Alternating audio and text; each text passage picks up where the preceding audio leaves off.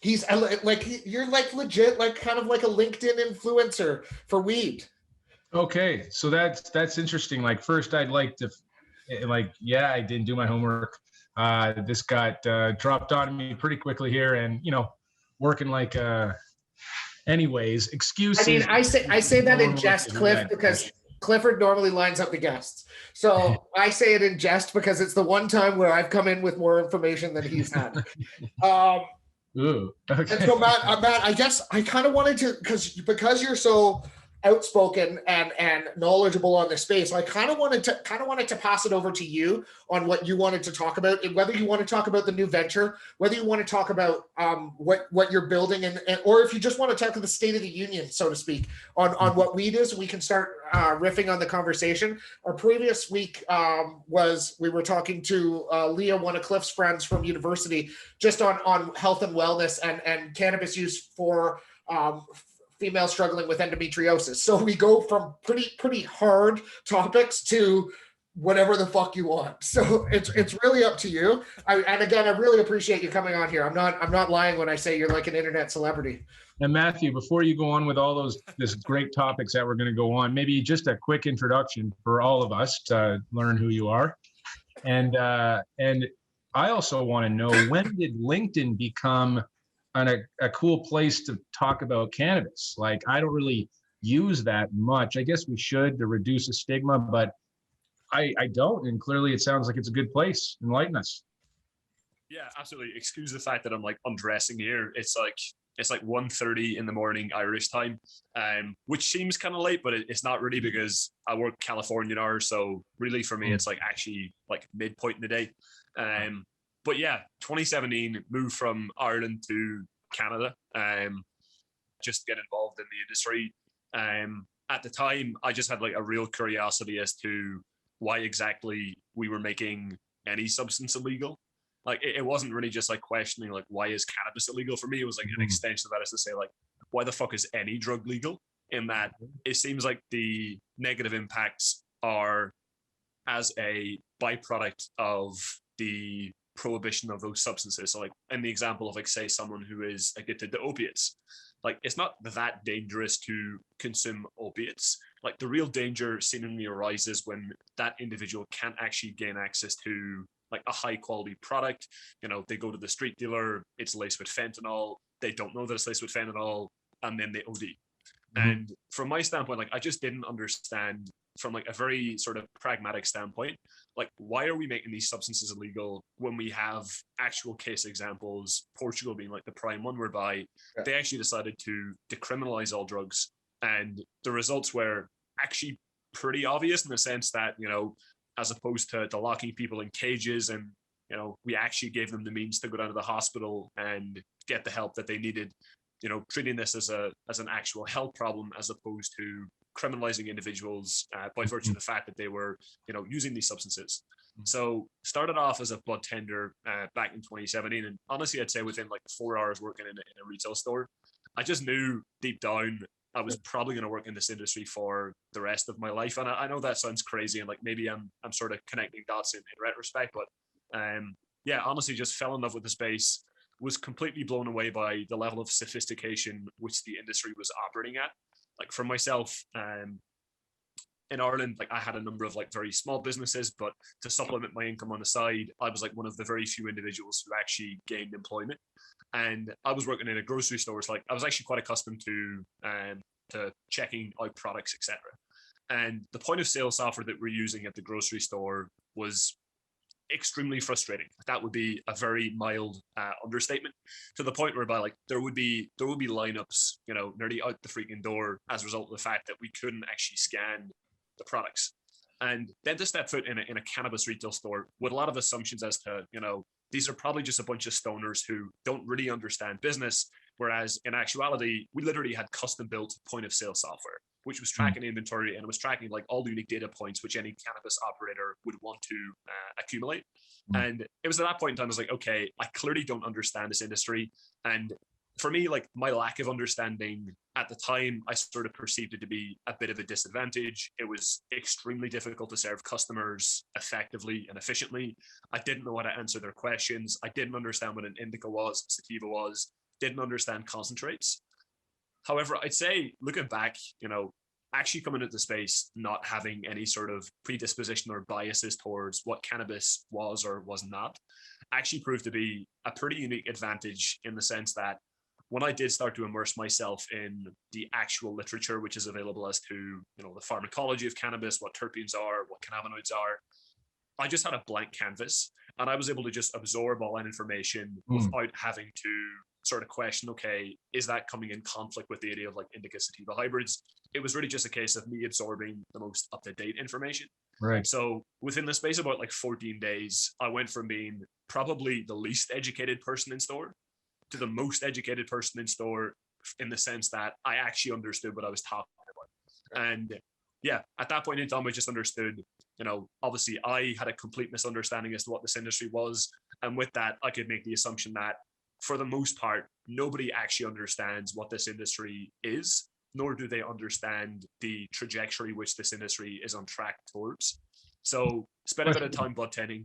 Yeah, question about Please. that. When you became more educated in that short time frame, how did you find it impacted your relations with customers, your conversations you had? What was the result of them, shopping with you type thing?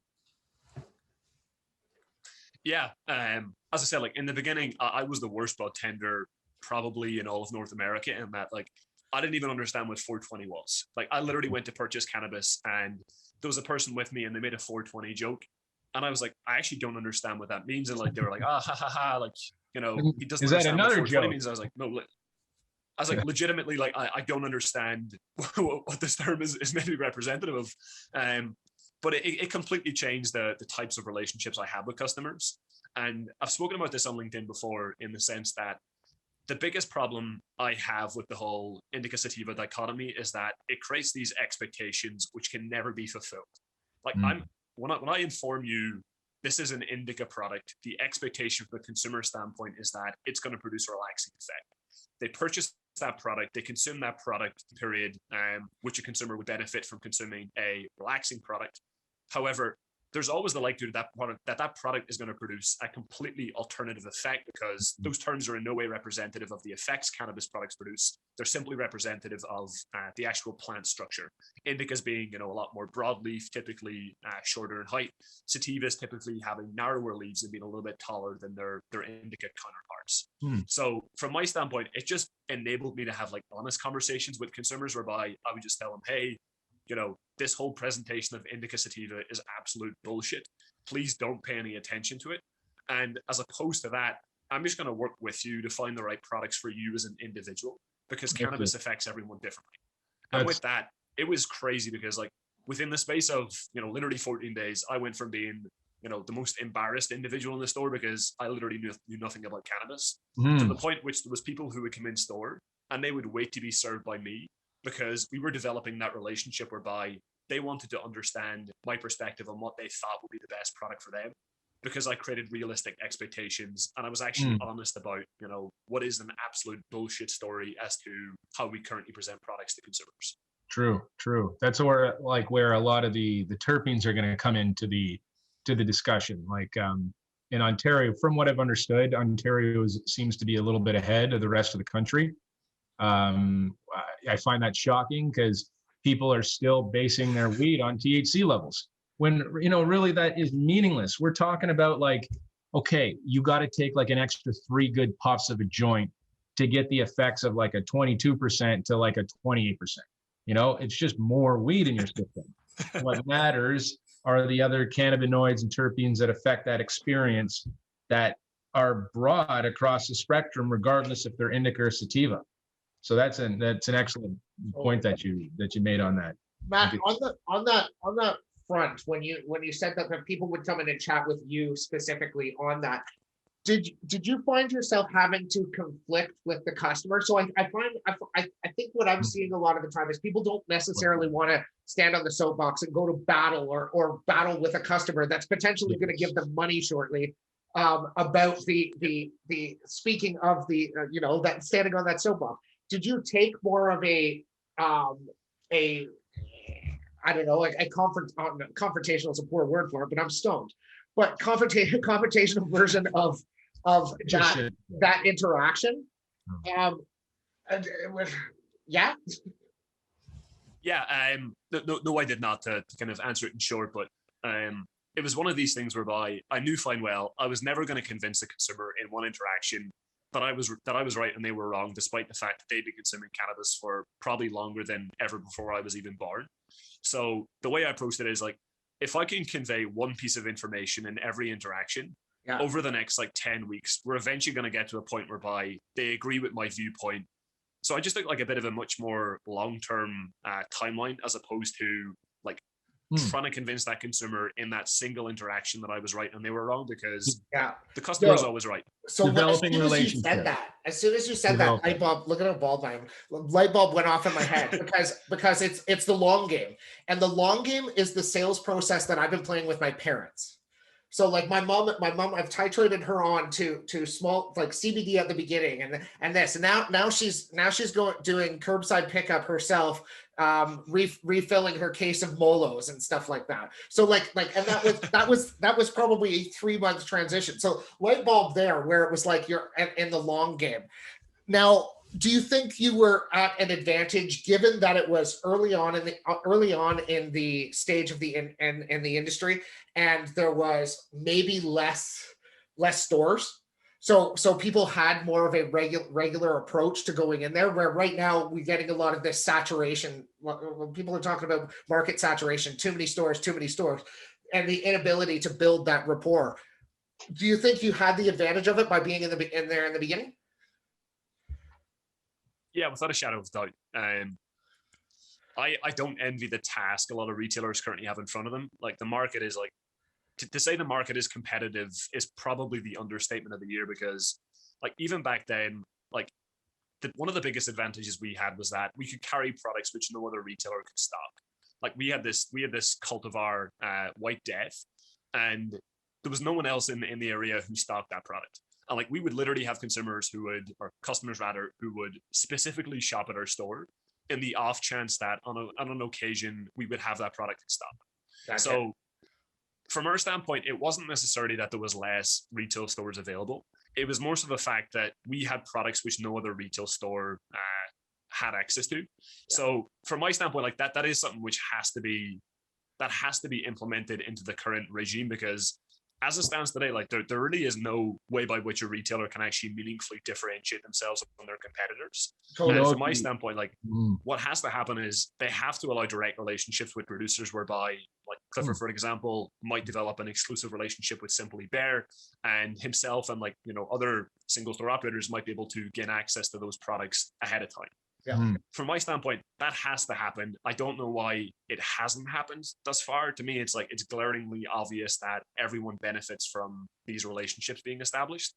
But the provincial governments just seem overly greedy as to the taxation revenue they're going to generate in the short term. And they just don't seem to understand the game they're playing. Like if they really wanted to generate the maximum amount of taxation revenue, they would allow the industry to flourish, thereby displacing the illicit market, thereby generating substantially more tax revenue versus that of what they're currently generating today. So they're just optimizing for their own goals from my perspective. They need to look at this industry and ask themselves, what are the current priorities? And from my standpoint, they just don't have their priorities in order, which is a pretty big problem. To add to that point, like a good example to maybe facilitate that type of rollout, we have so many ACMPR growers that are growing for the medical market. And, you know, where does the legacy weed come from? Stuff falls off a truck, right? And this stuff is excellent. This stuff is almost always in small batch, and therefore making it exclusive. So if you have these unique growers being able to be welcomed into the legal community, earn legally, offer their beautiful products to everyone, but because of they have a limited amount they can grow in their smaller operations, it's inherently going to be a more exclusive drop. So certain shops might only be able to get it. Sure, it's going to sell out in a couple of days, if that, but some other guy's going to have some other unique strain. Some other store is going to have another unique one. And it's just going to like create this sort of, unique differentiator besides the vibe, the service, and the price, So I think that's a brilliant idea to move forward on. You mentioned something interesting there right at the end, which I was going to jump on anyway, but to the service aspect. So Matt, you talked about the supply and the differentiation of that supply. Do you think there's an opportunity for differentiation in service? So, and let me draw an example. If you think of the bath and body and health and wellness products that are coming up, right now it would be impossible for a place to specialize in that and also offer a salon aspect to it and kind of diversify that. So it's not just the weed business that they're doing. They've also got a salon business or whatever secondary or tertiary business to the actual cannabis side. Do you think that's an opportunity? I do. Personally, I would love to see like a CBD only store, like an edible only store. Like to me, those are ideas which just haven't been tested thus far. Like maybe that's the worst idea anyone has ever come up with in the history of bad ideas. However, the only way we can actually figure out whether that's a good idea or a bad idea is to actually test it. And I think we're reaching a point now whereby there probably is sufficient products available in the supply chain whereby a retailer could decide, okay, like I'm only going to stock, products that have a certain percentage of THC, or I'm only going to stock products that, fit within a specific form factor, whether that's edibles or beverages. Ounces, maybe. Yeah, I just think it's 100%. Yeah, I think the whole thing of like your differentiation on the basis of price point, like that's not a differentiation strategy. Like to me, that is very unsatisfying when you have these large retailers and they're like, yeah, our entire basis by which we're going to succeed in the market is to sell products at a lower price point than everyone else. All that means is that the margins which you're generating are less than everyone else, and it's a race to the bottom. And for me, it's a pretty clear signal that you don't know how to differentiate yourself in a retail setting. I do think the customer experience is interesting. It's far easier said than done to actually create a differentiated consumer experience in store. I think Supret is probably the best example to date as to someone who's sort of succeeding in that realm, whereby like they have created a very distinct customer experience that is uniquely associated with their brand. And what they're now doing to sort of push the brand forward further is they're creating their own products. So if I was a retailer right now, that is a question which would be top of mind for me is, at what point in time am I going to start stocking my own products in store such that I can further build upon the brand which I have built to date? Because the relationships they have with consumers are so fucking valuable. And a lot of people seem to be sort of not paying attention to that specific variable. However, if I was a retailer, like that would be, I'd say that would be my top priority is how do I get my own products on my shelf such that I'm actually benefiting from the relationships I'm building with consumers, my understanding of the types of products they want. And then as an extension of that, how do I actually build a brand which is going to stand the test of time? I would say right now, like 98% of brands on the market are probably going to be irrelevant within the next decade. That's an incredible point, and we're seeing it with the LPs. There's consolidation in every industry, right? And especially when, like you said, you can't differentiate yourself. That's one thing, but the biggest thing that we've talked about here, Jordan, on a number of different episodes, is the lack of marketing. And when your branding doesn't really have a clear mission or vision, and it's not recognizable like nationally, it's going to have an impact on a lot of the market. You're going to have your mom and pop local shops that have a really cool, unique experience. Maybe they carry certain unique products or consumption methods, or they just got a certain vibe that's, different. But you're seeing the consolidation happen already. And to your earlier points about being saturated, if you're like in like Toronto or highly dense cities, for example, if you haven't even started building, but you have like a location, don't even start, like find another spot, like it's crazy how much it's changed. So maybe, America opens up for us. But your points about self-branded products in store is immensely popular because like, who's going to want to sell, why would I, as one retailer, want to sell a competitor's product? Why would I do that, right? That would create a differentiator right there if our named product was better than your named product. You know what I'm saying? So, for sure. Yeah. So Matt, you're like, I always love your outlooks on everything because they're so well put together. But So what do you do? What are you doing now? What are you doing to help us in the industry? Yeah. Honestly, for me, like a big area of my prioritization over the last like 12 months is figuring out content distribution, because like I know fine well I've had a pretty unique journey to get the point which I'm at today. And like my perspective has really been shaped just through actualized experiences. Like I'm not looking at like P&L statements, as to my top 5 competitors and saying, okay, this is how I think the market is taking shape. Like for me, like I was literally in the trenches. Like I was the person serving cannabis to customers. I have worked as a processing manager. I've, literally overseen an entire supply chain of 8 stores, understood the entirety of what happened from the point which we actually started engaging with the cultivator to the point which we were actually selling that product at the point of sale. So I understood that I had a pretty unique perspective to bring to the table. However, I didn't really have a means to get my perspective out to the world, which was why I really started to focus on particularly like a platform like LinkedIn as a means to just share my perspective with the community. It's not to say that I think my perspective is right or someone else's perspective is wrong. It's just to say that I have a different perspective, and I think that my perspective will bring a different angle to the current sort of high level topics of discussion. And you're So a voice I spent too. a shit ton of time. We need more people who are voices, who actually have knowledge and are like looking at this industry and say, we're legit. Now let's operate legitly. We're almost there, other than marketing and like these edibles dosage. It's ridiculous, but you're an absolute voice. That's an incredible, it sounds cheesy, inspiration to others who have lots of value to offer and, knowledge to bring. Sorry, you were saying though. No. I was just, it's really just a case of consistently showing up. And I know that sounds like so fucking cliche, but that really is at the core of my success in gaining content distribution. Is like every single day I'm going to say something. It doesn't mean that it's going to be, the most valuable statement which anyone has ever sort of heard in their life, but every single day someone is going to be able to see a piece of content, a thought from Matthew O'Brien. And for myself, like it's been an absolute fucking grind. Like I'm not going to sugarcoat it. I don't want to suggest to people that, it's literally just a case of you write a post on LinkedIn and then all of a sudden you have, second to none content distribution. For me, it was a case of like, for the first 3 months, my content wasn't being seen by anyone. Like it was literally being seen by like, 50, 60, 70 people. Like maybe 2 people liked it. 1 person commented, of which I was one of the person who liked it. And I was the person who left the comment. So things weren't going well at the start at all. Yeah, that was your mom. I just listened to what people were saying.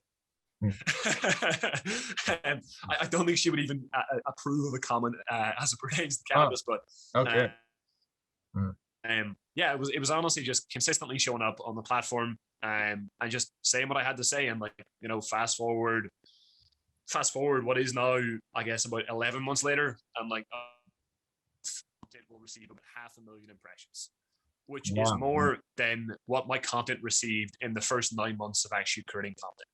So for me, like it's a bit of a surreal realization that the content which I'm putting out is really on this like exponential growth curve, or at least that's seemingly what I'm seeing. Yeah, but it's just like I just pulled up your post from 4 days ago. So like however, there's a narrative from within here I hate. So that post alone, Clifford, is 400 interactions, 176 comments, 400 likes, hearts, whatever of that shit. Nice. 176 comments. And that's posted 4 days ago. And then if you're familiar with the digital marketing side, the exponential growth which that retains, every time somebody does that pushes it back up to the most recent. LinkedIn by default, or sorry, not most recent, most interacted. And LinkedIn by default sorts by the top interaction. So I didn't know that. Literally always at the top of my feed for all of it. And but it drives interaction because your writing is so compelling. It drives the interaction to it. But also I love that you've you seemingly mix it up a little bit on some of the threads here too. How have your overall interactions? I mean, LinkedIn's the place to go for weed, right? Yeah, I would largely agree. Like Twitter is an interesting platform, but it's a really, sorry, I think I cut out there for a second. I saw the lag on your faces. I was just saying that like Twitter is an interesting platform. However, it is stupendly negative in terms of like, if you say something that, may have a typo or something as small as that, like you'll literally have like an army of people like saying like you're fucking stupid, like you can't spell, why are you the editor of a publication, so on and so forth. And for me, like as someone who does currently take the time to read all the feedback that I'm receiving, like I just don't need that as part of my day. Like I don't need to see that shit Like at 4 p.m. of the day whereby I'm sitting down to unnamed widget that doesn't go to anyone, that is just some fucking troll. literally has like 4 followers, and they're calling me out on like a particular strategy which I'm implementing, because for me, like everything is very well thought out. Like even on a LinkedIn post, like I literally would sit down for like 2 hours, and it might be 6 sentences long, but I might write out like 6 different versions of that post until I'm happy with myself as to how I've constructed a thought. Because like at the end of the day, like that's literally all I'm doing. Like I know that you could you could slap different labels on what I'm doing. You can say I'm an influencer. Like in no context would I consider myself an influencer. Like I don't actually even appreciate that term, because for me, like I'm literally just sharing thoughts. I want to start conversations which I want to be a part of. And as a result of that, like I got to have these types of conversations. Like I got to meet people like Jordan. I got to meet people like yourself, Clifford. And for me, like that is the ROI. Like that there is no sort of master plan whereby, at a certain point in time, I start to do like brand deals, so on and so forth. For me, it's honestly as simple as I have a selfish need, which is that I want to be engaging with, other sort of thought leaders within the space. I want to understand what everyone else is doing. And by putting out content, it just attracts those types of individuals to me, such that I don't have to be, constantly sending people DMs asking for conversations. Instead, those types of people approach me and they're like, hey, I like what you've shared. Would you be interested in having a conversation? At which point in time, I got to have regular conversations with some of the top CEOs of, in some cases, billion-dollar cannabis companies across North America.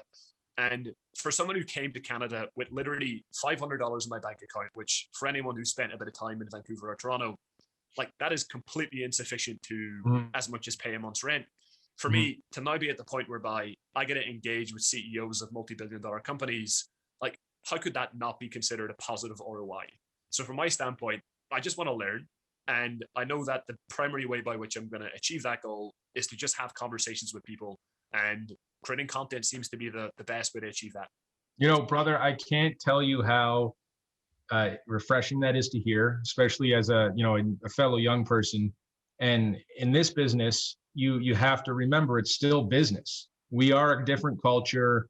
We are trying to bring a help to the masses, but this is still a business. The black market sure is a business. They're the ones who make all the money, right? So you have to think of it in that sense where, like any business, you need to bust your ass to make shit happen. You have to keep on grinding and keep on making those connections, make those calls, be proactive like you're doing, and eventually it's going to come together. Any other business doesn't usually come together that quick, and it's going to take time. And, you're an example of how much of that relates to this business and what it takes to do it. But it seems like the underlying reason why you are able to get to where you're get going and accomplish what you're doing is your passion. Like you seem like a very passionate person in what you do. And I know Jordan is. That's why he's clawed his way, through everything himself. Clawed his way in here. Yeah. Yeah, I mean, Clifford, you bring up an interesting point. Yet, like the people like us that have been around since legalization are in some capacity, be it a consumer or working in it, are seemingly light on patience, where not recognizing the immense amount of work that had to go into this in order to make this illegal plant one day to a booming industry on the other. Matt, do you think there's something to be said for how aggressive we're trying to make this move, or is there a thought that could be, maybe we should just slow down a bit and actually be potheads and chill the fuck out?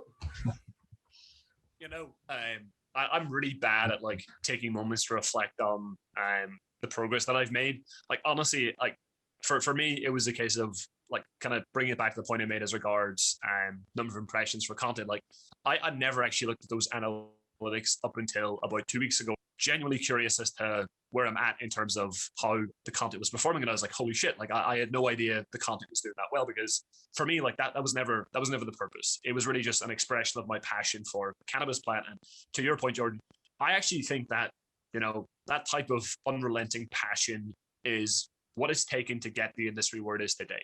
Like there has been so many forces at play that wanted nothing more than to see this industry crumble. Mhm. And yet we stand here today and like we're part of, a movement whereby Canada, the first G7 nation in literally the entire fucking world to legalize cannabis. And for me, like I often just have to take the time to step back and just realize, we're really part of something special here. Like I have no doubt that in decades to come, our grandchildren are gonna look back on these times and say like, holy shit, like there was so many reasons as to why the industry could have failed, and yet it succeeded. And for me, like if you're to analyze as to why I think that plays out in that way in the current moment, like it really comes back to that passion, because if not that, then what? Because in the earliest days, like there really wasn't that much opportunity to generate, returns upon capital investments. So really the only reason to, get up every day and make the contribution, which so many individuals have for decades at this point in time, is that they just believe that people should have access to this plant. And, there are other people who say otherwise, and they're willing to have their voices heard. So I honestly think that if not for the passion, we wouldn't be having this conversation. So with that insight, I think we just got to maintain that, celebrate the people who are willing to, maintain and consistently have these types of conversations, because a lot of people seem to think that passion doesn't really have a place in the current evolution of cannabis. I think that without that passion, I just don't think the culture of cannabis is going to be the best version of itself. And I actually mean that from a bottom line revenue generation standpoint. Like if people aren't passionate about it, they're not going to be the most productive people that they can be. So for anyone to suggest that there's no room for passion in the evolution of cannabis, I would honestly love to learn what they're smoking, because clearly, they're not actually thinking through the statements they're making. And I gotta tell you, Matt, you are absolutely brilliant at coming up with the best way to bookend a conversation, because we've had this conversation a couple times where we're like, well, that's a logical spot to stop. And I literally think that last sentence was that logical spot to stop, where it's like, boom, done. And also we've got 37 seconds left on the free Zoom. Love it. Awesome, Matt. I really appreciate it. Again, apologize for being late. Before you go, Matt, what, you smoked something before this, or you're all fresh as a daisy, or what? I'm fresh as daisy right now. I'll give you the God honest truth. I'm currently in Ireland. I ran out of weed 2 days ago. And in Ireland, like you literally have to give your dealer like 1 week's notice for him to show up with weed, which is like, it is beyond frustrating, because like, living in Canada, I would literally just walk down to the shop and be like, okay, what type of strain do I want, so on and so forth. Now over here, like I literally have to give this dude 1 week's notice to buy literally what is a bag of shit for €50, like €25 a gram, which is, I think that's about 40 Canadian, and it's literally a bag of shake. Wow. I thought, and people think we have it bad here. Like, come on. All right. Well, you're on air right now. Okay, that's cool. How about you, Jordan? I'm smoking Ferna Modular Vaporizer, not sponsored, and I've got caramel animal face. Nice. That stuff is potent. Yeah. I had the Ojin Lemon Z. That stuff just, I love it because the come down is like you didn't even smoke weed at all. You have this great experience. It's very cerebral. You have some focus, and then when the high's gone, it's gone, and you're like, was I even high today? It's great. Yeah. All right, fellas, we're got like 3 seconds left. Thanks so much, Matt. We'll catch up. Absolutely. And next time I will ensure that my camera is actually of a higher quality as with my internet. Don't worry, brother. Nice All right, meeting gentlemen, you. take care. Have a fantastic rest of your day.